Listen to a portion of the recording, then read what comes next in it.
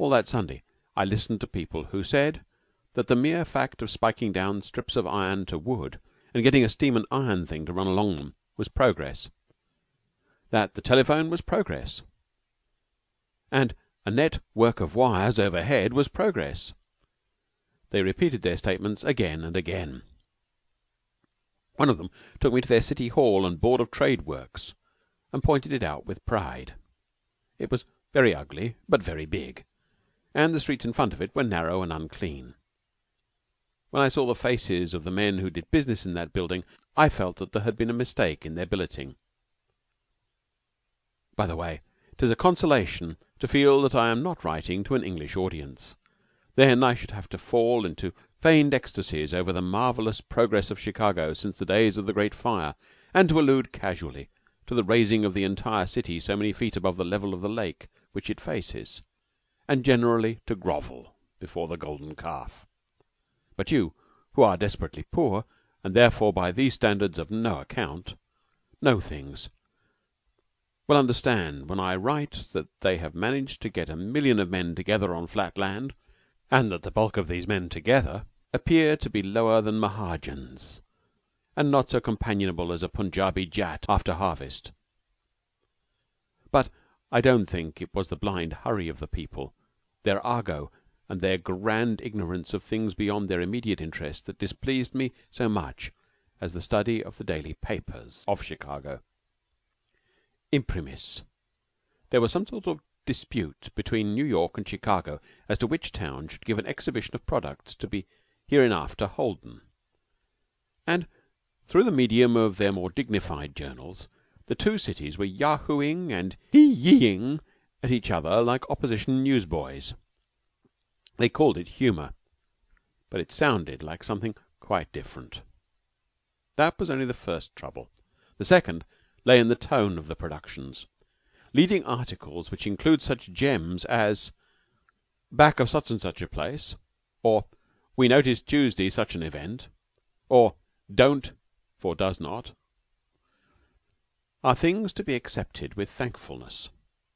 All that made me want to cry was that in these papers were faithfully reproduced all the war cries and back talk of the Palmer House bar, and the slang of the barber shops, the mental elevation and integrity of the Pullman car porter, the dignity of the dime museum, and the accuracy of the excited fishwife. I am sternly forbidden to believe that the paper educates the public. Then I am compelled to believe that the public educate the paper. Yet suicides on the press are rare. Just when the sense of unreality and oppression was strongest upon me, and when I most wanted help, a man sat at my side and began to talk what he called politics. I had chanced to pay about 6 shillings for a travelling cap worth 18 pence, and he made of the fact a text for a sermon. He said that this was a rich country, and that the people liked to pay 200% on the value of a thing. They could afford it. He said that the government imposed a protective duty of from 10 to 70% on foreign-made articles, and that the American manufacturer consequently could sell his goods for a healthy sum. Thus, an imported hat would, with duty, cost 2 guineas. An American manufacturer would make a hat for 17 shillings and sell it for £1.15. In these things, he said, lay the greatness of America and the effeteness of England. Competition between factory and factory kept the prices down to decent limits, but I was never to forget that this people were a rich people, not like the pauper Continentals, and that they enjoyed paying duties. To my weak intellect, this seemed rather like juggling with counters. Everything that I have yet purchased costs about twice as much as it would in England, and when native made is of inferior quality.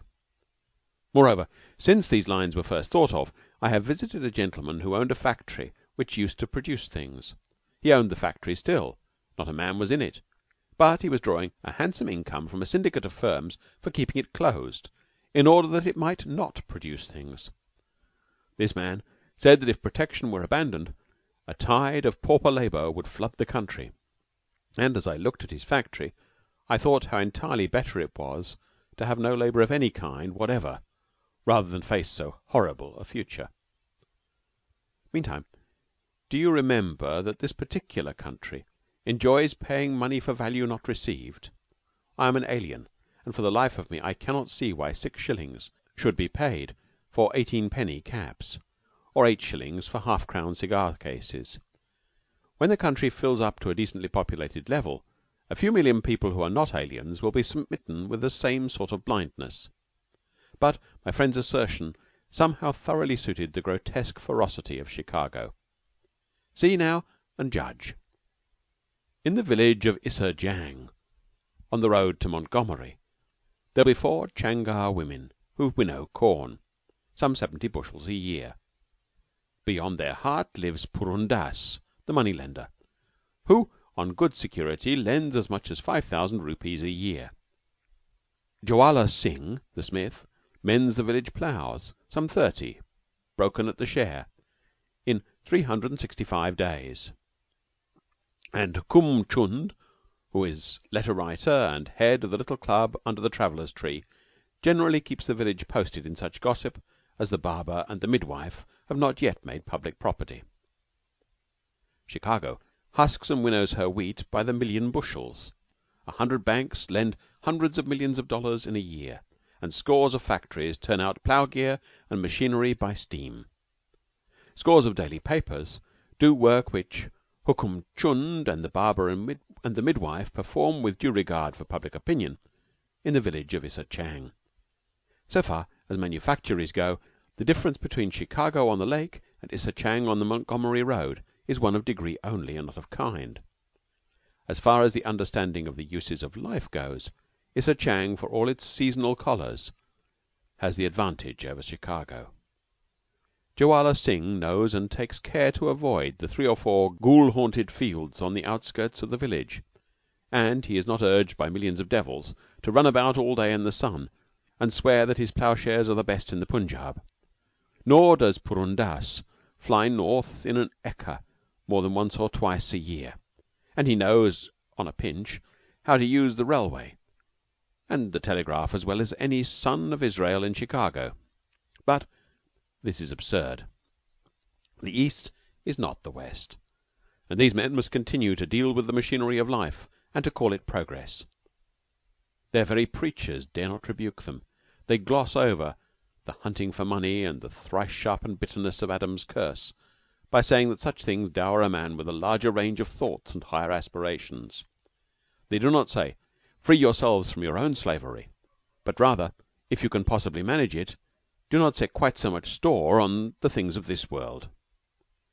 And they do not know what the things of this world are. I went off to see cattle killed by way of clearing my head, which, as you will perceive, was getting muddled. They say every Englishman goes to the Chicago stockyards.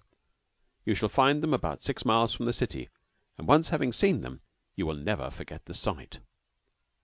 As far as the eye can reach stretches a township of cattle pens, cunningly divided into blocks, so that the animals of any pen can be speedily driven out close to an inclined timber path which leads to an elevated covered way straddling high above the pens. These viaducts are 2-storied.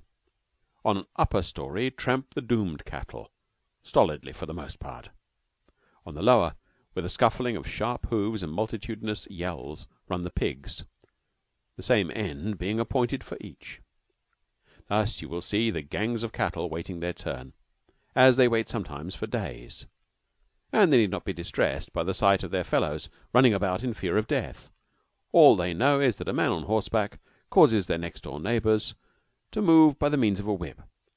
Certain bars and fences are unshipped, and behold, that crowd have gone up the mouth of a sloping tunnel and return no more. It is different with the pigs.